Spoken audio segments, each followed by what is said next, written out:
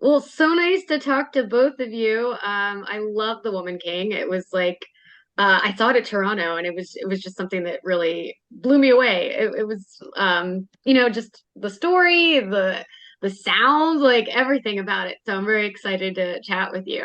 Um, Great.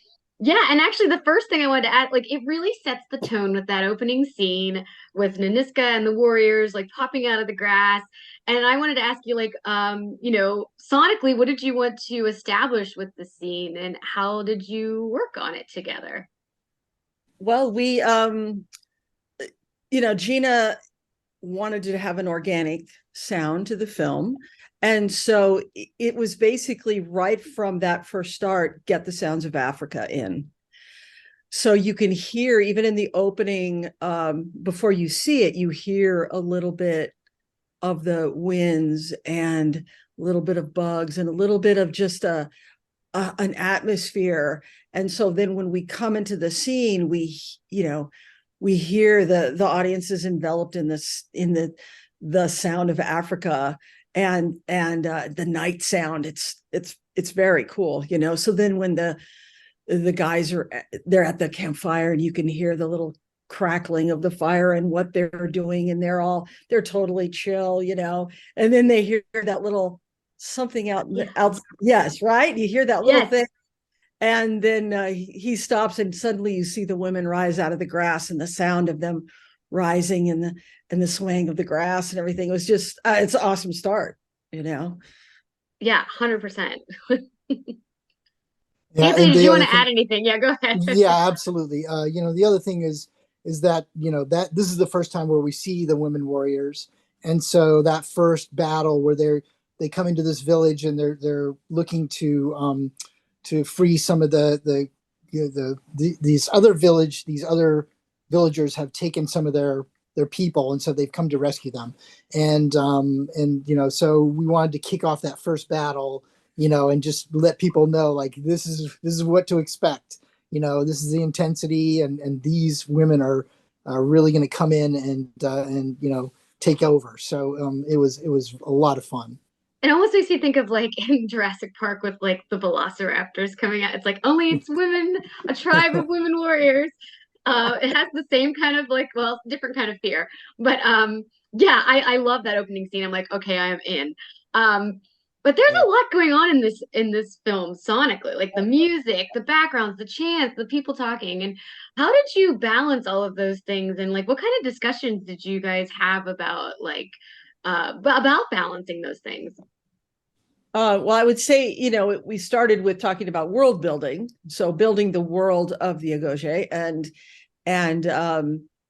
then we really didn't get Terrence's music until we were a couple of days into the final, and so it was building our sonic landscape first and editorially. So I'm bringing all those things, and then Tony and Kevin taking all that, putting the music in, leaving room for the music as Tony can speak to with all our effects and everything. It was just Gina and Terry, our picture editor, they're fabulous collaborators. And so I never really had a spotting session with them. We just hit the ground running and got to our first temp mix and learned together how we were going to um, build this world. Wow.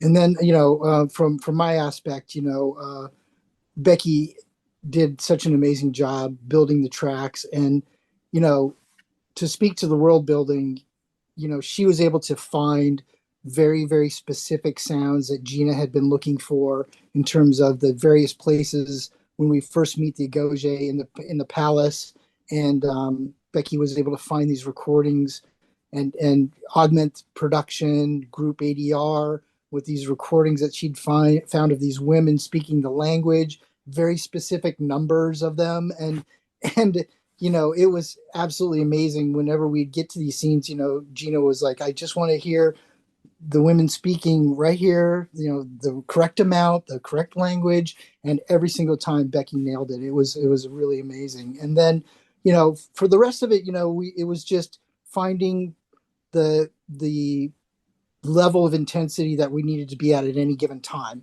whether we're doing the training or whether we're, whether it's a quieter dialogue scene and all the atmospheres around that, whether it was, during the battle scenes, how much of the the battle that's happening all around us, balancing that against the music. And like Becky had said, Terrence's score came in very, very late to the process. But once we got it, then it was a great kind of guidepost in terms of like where we needed to be with our stuff at any given time. And Kevin and I worked through it together. Places where we trade off the music for the sound effects or the sound effects for the music, places where we dip out of the music completely to let the sound effects take over for emotional impact, those kinds of things. So we could always kind of balance or tip the balance any way we wanted to, depending on what emotions Gina wanted to feel. What would she say? Here it needs to be, much more intense, or here it needs to be kind of dialed back. And we had everything we needed to do, anything she wanted to do. So. Yeah, I was thinking about how the music and the background like work together so well at points. That's interesting that you didn't get the music until so late in the process, because I was even thinking how like they kind of like mirror each other in ways. So that's excellent job for everybody involved. It was a little crazy because this, wanted to get the film out, and so they pulled up our schedule by 2 months. So Wow. we were when you're working at that level and that intensity, it also for me brings such an energy to it that it's so exciting to just like, we're just like 24/7 Woman King. And it was really an amazing, experience to work on. Yeah, sounds like it. One of the sounds like in my rewatch, I was listening, had my ears out more to listen more closely. And the chopping of the scarecrow heads is such an interesting sound. And I was thinking, I wonder how did that come together?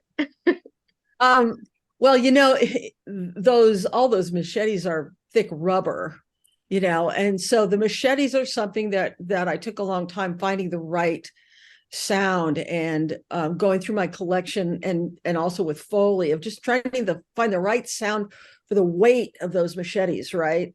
And so then when they hit the wood, statue, it's definitely a collection of a lot of things piled together to get that sound right. And then Nawi does it and gets it stuck in there, and Naniska grabs it and pulls it out, and it cracks on its way out. And it was just, we have all the pieces for all those things, and it's just how we want to fit it together and how Gina wanted it to sound. And so, Tony and I would sit there and just, we can put this in or that in, or try this, and so it's just, it's fun, because we're creating it right there on the spot. So Yeah.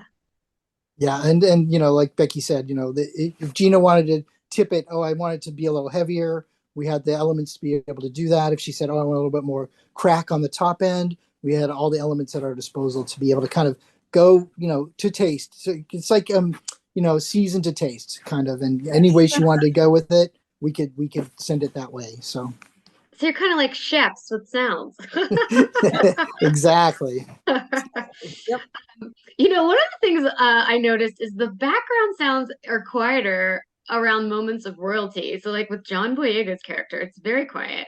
Whereas when you're out and about with like Naniska and Naui, it's there's a lot of just background noise. And I was wondering, is there a currency to sound? Like it's current, like is the quieter moments are for people who are royal. Like I thought that was so interesting in my rewatch. It's very thought out. It's very thought out on the backgrounds. And going through my research on just the type of birds and wildlife that they would have in the kingdom, and making sure that that's what we had and that's what we cut. And so there's a level of bugs, birds, winds, that type of atmospheres, so that when we're with him, we're usually inside the palace, which if you listen, it's mostly women and children's voices, because there's only women and children in the palace with him. And then the outer courtyard is the Agoji courtyard, where they can do their their thing and where they live. So he never really comes into that area. Then he goes to like the palm, the date palm tree production oil area, right? And so all those people were very reverent. So it's pulled back. They're not going to talk while the king is around. So they keep that down.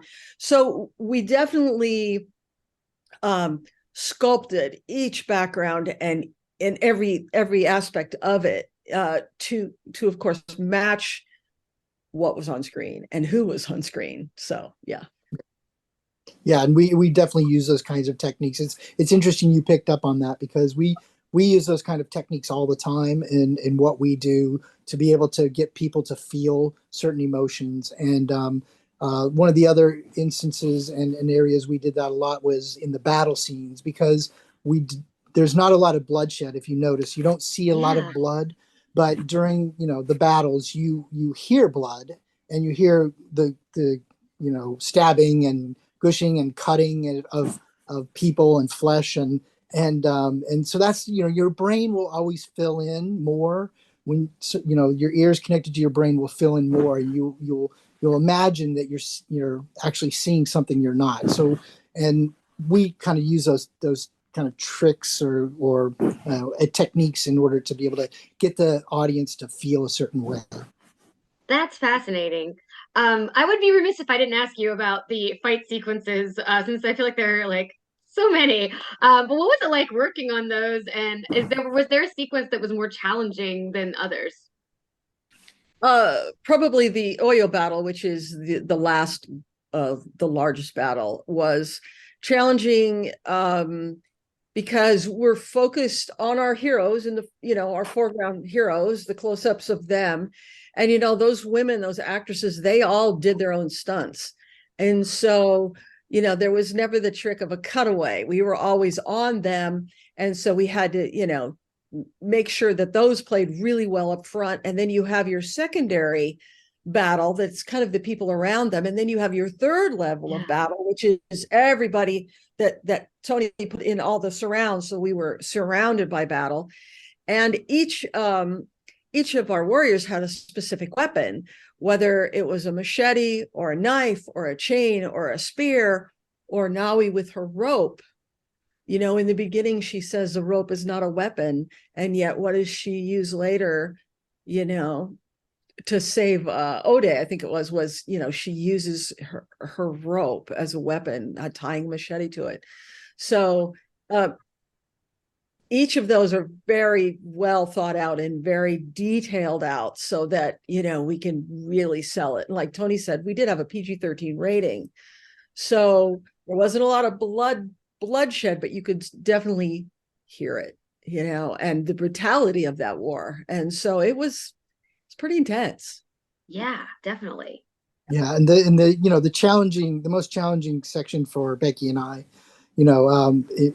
in relation to those battles was what precedes that Oyo battle, which is the battle dance and the lead up to that giant battle, which the women, they have the getting a speech from the Niska and it's intercut with the women preparing for battle. And we had worked on it a few times and they'd gone out and previewed it, and every time Gina would come back and she'd say, "Oh, it's not quite there yet, it's not quite there yet." And so when we were filing, we Becky and I got to sit down with it and spend a few moments alone and really like go through all the pieces. Once we, because it's such a complicated little section with all the dialogue, the singing, the chanting, intercut with Naniska giving her big like "let's go" speech, and then all the inner workings of the sound effects and the music, and then it leads into that battle. It was super intricate, and it took us a while, and we spent some time on it, and I think ultimately in the end it came out as beautiful as it could possibly be. So, but that was the hill we had to get over in order to make Gina happy. Wow. Well, those are all my questions. Oh my goodness. I loved listening to everything you had to say about it. It's so fascinating to me. And yeah, congratulations on the film. Thank you. We're Thank very you. proud of it. Yeah, you should Yeah, be. absolutely thrilled, and we're so happy that people love the movie and have responded to it the way they have. Yes. Yeah, that's great. Well, thank you so much. And yeah, I'll have this interview up shortly. So yeah, Thank you so thank Thank much. you. you. Have All a right. good one. Happy holidays. You Happy too. Thanks holidays. so much. Thanks. Bye. Bye. Bye.